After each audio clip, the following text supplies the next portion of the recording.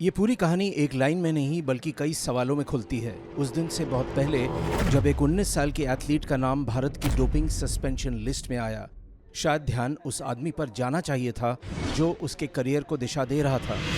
एक ऐसा कोच जिसकी खुद की खेलने, सर्टिफिकेट लेने और ट्रेनिंग देने की योग्यता शुरू से ही सवालों के घेरे में दिखती है।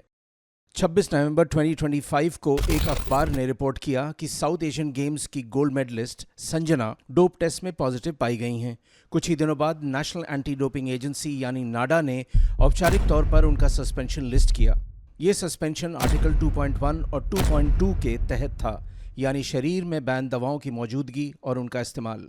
नाडा ने 2 स्टेरॉयड का नाम लिया, मेटेंडियोनॉन और ऑक्सैंड्रोलॉन।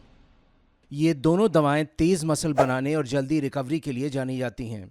आमतौर पर इनका नाम स्प्रिंट या थ्रो जैसे पावर इवेंट से जुड़ता है, लेकिन एक लॉन्ग डिस्टेंस रनर के सैंपल में इनका मिलना कई लोगों को चौंका गया। मामला यहीं नहीं रुका। नाडा ने संजना के कोच संदीप मान को भी सस्पेंड कर दिया। उन पर आर्टिकल 2.7 के उल्लंघन का आरोप लगा। जब एनएनआई स्पोर्ट्स ने कुछ पुराने एथलीट्स और कोचों से बात की तो कई लोगों ने पुष्टि की कि संदीप एक सप्लीमेंट की दुकान चलाते हैं। यही बात उनके सस्पेंशन की एक बहुत बड़ी वजह मानी जा रही है। इस कोच के पुराने रिकॉर्ड खंगाले गए तो सामने आया कि संदीप आखिरी बार 2019 इंटर स्टेट चैंपियनशिप में लॉन्ग जंप में उतरे थे। उस प्रतियोगिता में वे फाइनल में 7वें नंबर पर रहे। उनका बेस्ट जंप 7.26 मीटर था। भारतीय स्तर पर यह कोई बहुत खराब प्रदर्शन नहीं माना जाता। उसी प्रतियोगिता में मुरली श्रीशंकर ने 7.83 मीटर के साथ गोल्ड जीता था।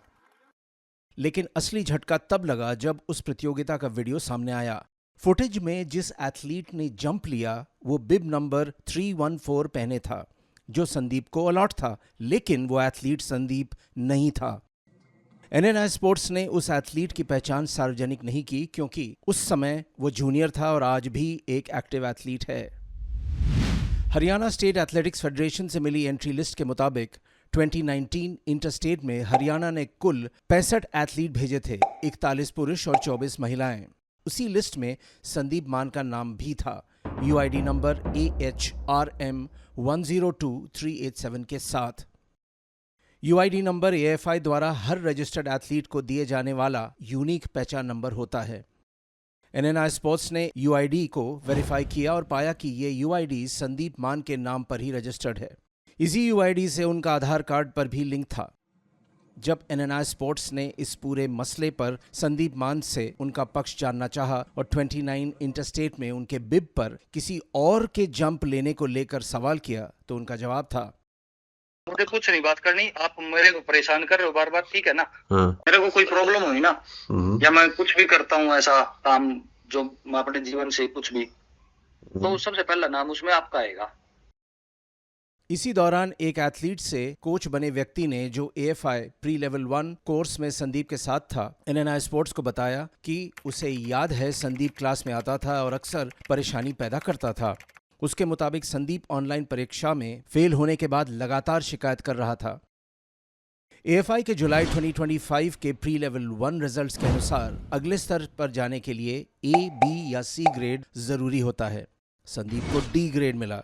उन्होंने 100 में से 50 अंक हासिल किए और उनकी रैंक 585 रही। पहले एएफआई प्री लेवल परीक्षा देने के लिए यह जरूरी था कि उम्मीदवार ने कम से कम 2 नेशनल प्रतियोगिताएं खेली हों। अब ये शर्त नहीं है। हालांकि नेशनल लेवल का अनुभव कोचिंग सर्टिफिकेशन को ज़्यादा आसान, तेज़ और भरोसेमंद बनाता है। एएफआई भी अक्सर उन्हीं उम्मीदवारों को तरजीह देता है जिनका खुद का कम्पिटिटिव बैकग्राउंड रहा हो, चाहे वो लेवल 1 हो, लेवल 2 हो या लेवल 3। इस बीच संजना का प्रदर्शन असाधारण रहा। ओपन नेशनल्स में जहां इनका इन कॉम्पिटिशन टेस्ट हुआ, उन्होंने 1500 मीटर्स और 5000 मीटर्स में 2 सिल्वर मेडल जीते। इसके तुरंत बाद उसी स्टेडियम में हुई सीनियर साउथ एशियन चैंपियनशिप में उन्होंने 1500 मीटर्स और 5000 मीटर्स दोनों में गोल्ड जीत लिया। इतना ही नहीं, 5000 मीटर्स में उन्होंने अंडर 20 नेशनल रिकॉर्ड भी तोड़ दिया। उनका समय था 15 मिनट 38.70 सेकेंड। इस दौड़ में उन्होंने 2025 वर्ल्ड यूनिवर्सिटी गेम्स की सिल्वर मेडलिस्ट सीमा को भी पीछे छोड़ दिया। उनकी प्रगति चौंकाने वाली थी। वर्ल्ड यूनिवर्सिटी गेम्स में उनका समय 17 मिनट्स 4.21 सेकेंड था।